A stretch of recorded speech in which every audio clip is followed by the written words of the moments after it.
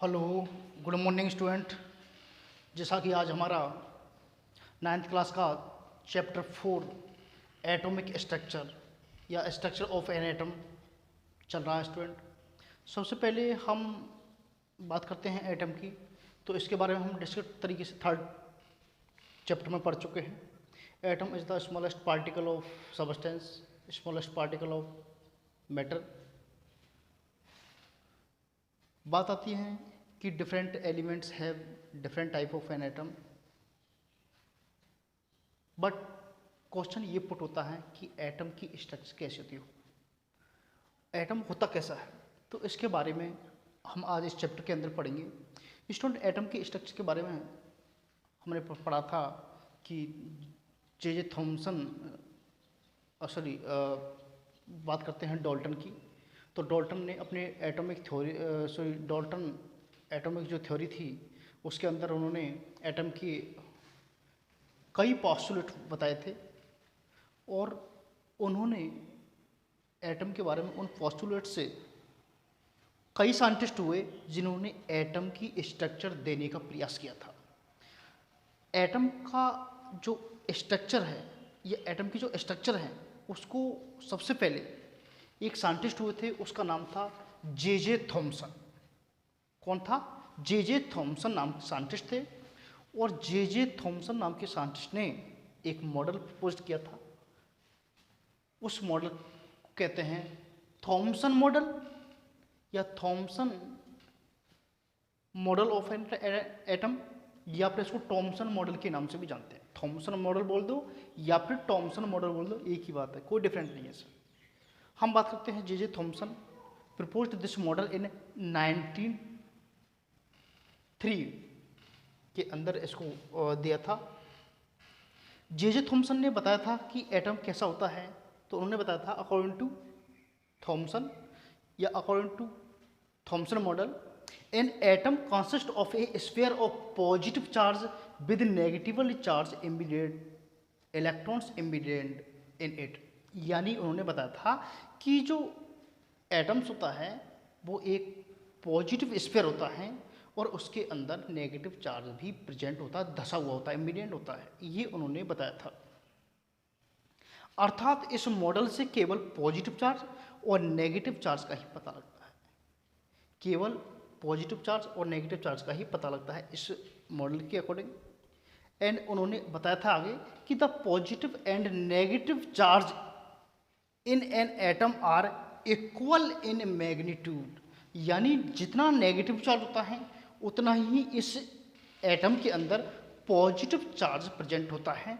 अर्थात उन्होंने बताया था कि due to an atom electrically neutral, उन्होंने बताया था इस कारण जो एटम होता है वो क्या होता है? न्यूट्रल होता है। क्यों? क्योंकि जितना पॉजिटिव चार्ज है उतना ही क्या होता है? नेगेटिव चार्ज होता है, और पूरा जो ओवरऑल चार्ज होता है इस पर वो 0 होता है। अर्थात हम कह सकते हैं कि एन एटम होता है वो क्या होता है? न्यूट्रल होता है। क्या होता है? न्यूट्रल होता है। यानी एटम क्या होता है? न्यूट्रल होता है। किसने बताया था? थॉमसन मॉडल से ये निष्कर्ष निकलता है कि जो एटम है वो एक न्यूट्रल स्फीयर है। क्या है? न्यूट्रल स्फीयर, एक उदासीन गोला है, न्यूट्रल स्फीयर है। क्यों? क्योंकि जितना पॉजिटिव चार्ज होता है उतना ही उस पर क्या होता है? नेगेटिव चार्ज भी प्रेजेंट होता है, इमीडिएट होता है, धसा हुआ होता है उसके अंदर। इन्होंने जो एटम की जो शेप दी थी, एटम का जो मॉडल दिया था, उसकी जो कंपेयर की थी इन्होंने वाटरमेलन से की थी। किससे की थी? वाटरमेलन से।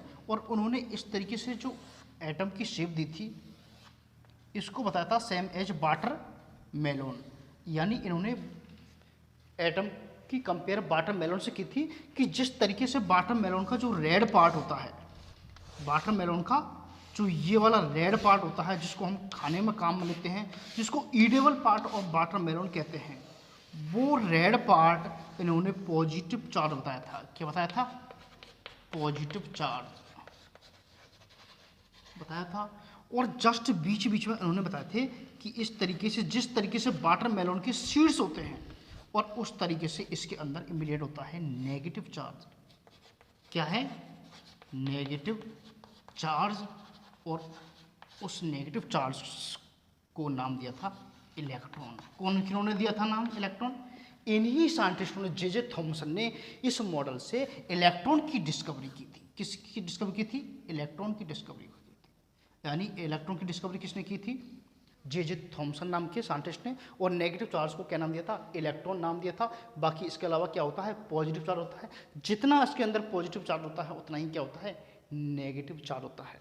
तो ये है थॉमसन मॉडल।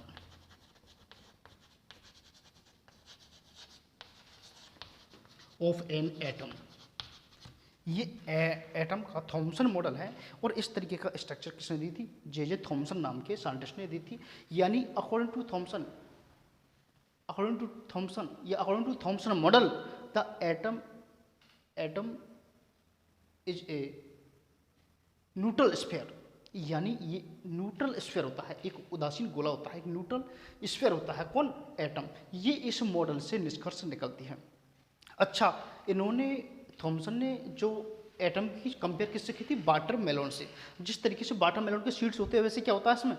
इलेक्ट्रॉन होते हैं या फिर नेगेटिव चार्ज होता है। और जिस तरीके से रेड पार्ट होता है, ईडेबल पार्ट होता है, वैसे क्या होता है इसमें? पॉजिटिव चार्ज होता है।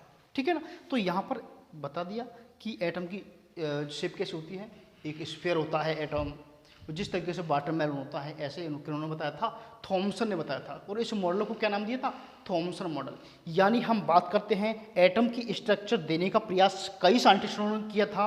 उनमें सबसे पहला प्रयास किया था वो जे थॉमसन नामक साइंटिस्ट ने किया था। जे थॉमसन ने जो अपना मॉडल दिया था उसको हम थॉमसन मॉडल या फिर टॉमसन मॉडल के नाम से जानते हैं। फर्स्ट एटॉमिक मॉडल कौन सा है? जे थॉमसन का मॉडल है, जिसको थॉमसन मॉडल कहते हैं या फिर टॉमसन मॉडल के नाम से जानते हैं। ये उसके मॉडल दिया था। उस मॉडल की जो स्ट्रक्चर दी थी वो ऐसी दी थी। किसने दी थी?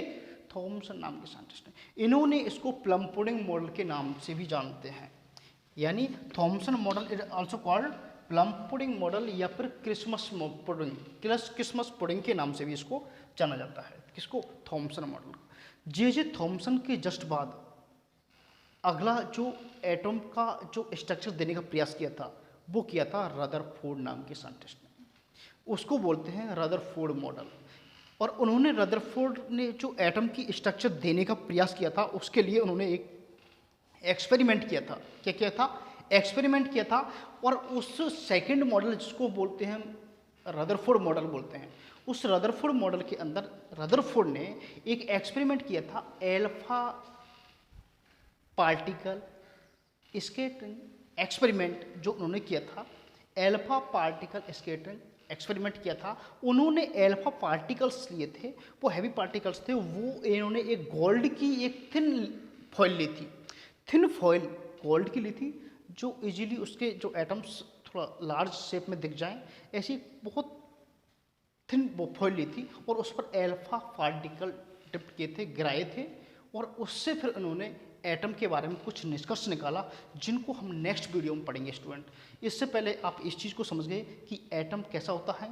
ये एक स्फीयर होता है, इसके अंदर इलेक्ट्रॉन और प्रोटॉन पाए जाते हैं। ये इन्होंने इस मॉडल से निष्कर्ष किया जो कि बिल्कुल सही है। यहाँ पर टोटल बताए थे कि इन्होंने क्या बताया था कि जो एटम होता है वो एक न्यूट्रल स्फीयर होता है, जो कि इस मॉडल की सबसे बड़ी उपलब्धि है। देन इसकी जो कमियां हैं वो स्टूडेंट ये हैं, लिमिटेशंस इसकी ये हैं कि उन्होंने बताया था कि पॉजिटिव चार्ज और नेगेटिव चार्ज की जो पोजीशन है वो सही नहीं थी।